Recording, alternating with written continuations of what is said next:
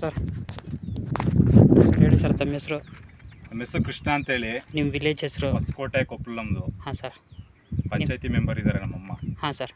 ನಾವು ಟೋಟಲ್ಲು ಒಂದು 5 ಎಕರೆ tobacco ಕ್ರಾಪ್ಸ್ನ already ನಾಟಿ ಮಾಡಿ ಮತ್ತು ಆಲ್ರೆಡಿ ಫರ್ಟಿಲೈಸರ್ ಎಲ್ಲ ಅಪ್ಲೈ ಮಾಡಿದ್ದೀವಿ. ಸರ್ ತಮ್ಮ ಹೆಸರು?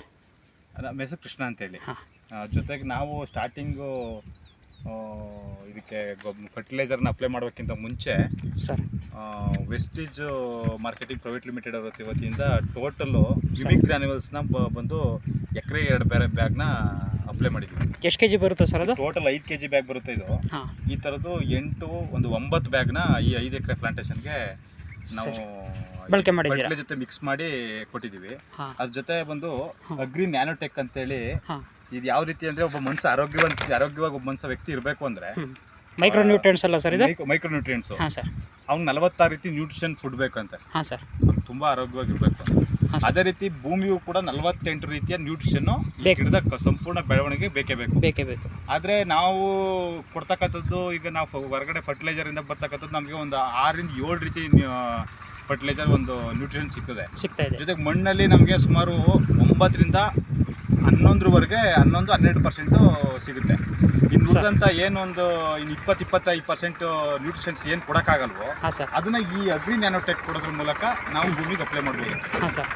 ಉಳಿದಂಥ ಎಲ್ಲ ಸಪ್ಲಿಮೆಂಟ್ಸ್ನ ಈ ಒಂದು ನ್ಯಾನೋಟೆಕ್ ಬರ್ತದೆ. ಇದನ್ನು ಕೊಡೋದ್ರಿಂದ ನಾವು ಸುಮಾರು ನೀವೇನು ಎಕರೆಗೆ 1,200 kg ಇಳುವರಿನ ಎಕ್ಸ್ಪೆಕ್ಟ್ ಮಾಡ್ತೀರಿ. ಇವತ್ತು ಆನ್ ಆ್ಯಂಡ್ ಅವರೇಜು ಫರ್ಟಿಲೈಸರಿಂದ ಮತ್ತು ಬೇರೆ ಕ್ರಾಪಿಂದ ಇವತ್ತು ನಾವು ಕೆಲವರು 350 kg ಬೆಳೆಯೋರು ನೋಡಿದ್ದೀವಿ, 700 kg ಬೆಳೀತಿದ್ದೀವಿ. ಇವತ್ತು ಆನ್ ಆ್ಯಂಡ್ ಅವರೇಜು ಇವತ್ತು ITCಯಿಂದ ಸರ್ವೆ ಆಗಿರೋ ಪ್ರಕಾರ ಇವತ್ತು ಟೋಟಲ್ಲು ಲ್ಯಾಂಡಲ್ಲಿ 750 kg ಪರ್ ಎಕರ್ ಅಂತೇಳಿ ಫಿಕ್ಸ್ ಮಾಡಿದ್ದಾರೆ.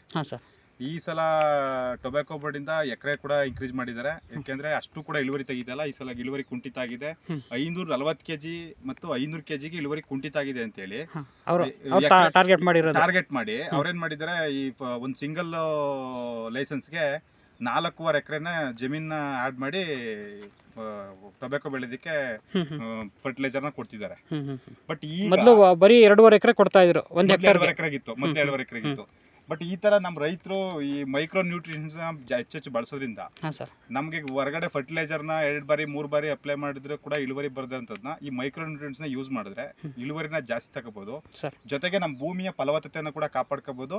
ಫ್ಯೂಚರ್ಗೆ ಇನ್ನು ನಾವು ಸೆಕೆಂಡ್ ಬೆಳೆನ ಅಥವಾ ಮುಂದಿನ ವರ್ಷ ಬೆಳೀತಕ್ಕಂಥ ಬೆಳೆಗಳಿಗೆ ನಮ್ಮ ಭೂಮಿನ ಸದೃಢವಾಗಿ ಕಾಪಾಡ್ಕೋಬೋದು ಅಂತ ಹೇಳ್ತಾ ಎಲ್ಲ ನಮ್ಮ ರೈತ ಬಾಂಧವರು ಅಗ್ರಿ ನ್ಯಾನೋಟೆಕ್ ಮತ್ತು ಯುಮಿಕ್ ಗ್ರಾನ್ಯುವಲ್ಸ್ನ ಹೆಚ್ಚು ಬಳಸಿ ಇದನ್ನು ನಮ್ಮ ಮುಂದಿನ ಪೀಳಿಗೆಗೆ ನಮ್ಮ ಮಣ್ಣನ್ನು ಉಳಿಸೋಣ ಅಂತ ಹೇಳ್ತಾ ನನಗೆ 2 ಮಾತು ಮಾತಾಡೋದಕ್ಕೆ ಅವಕಾಶ ಕೊಟ್ಟ ತಮ್ಮೆಲ್ಲರಿಗೂ ಅನಿಸುತ್ತೆ.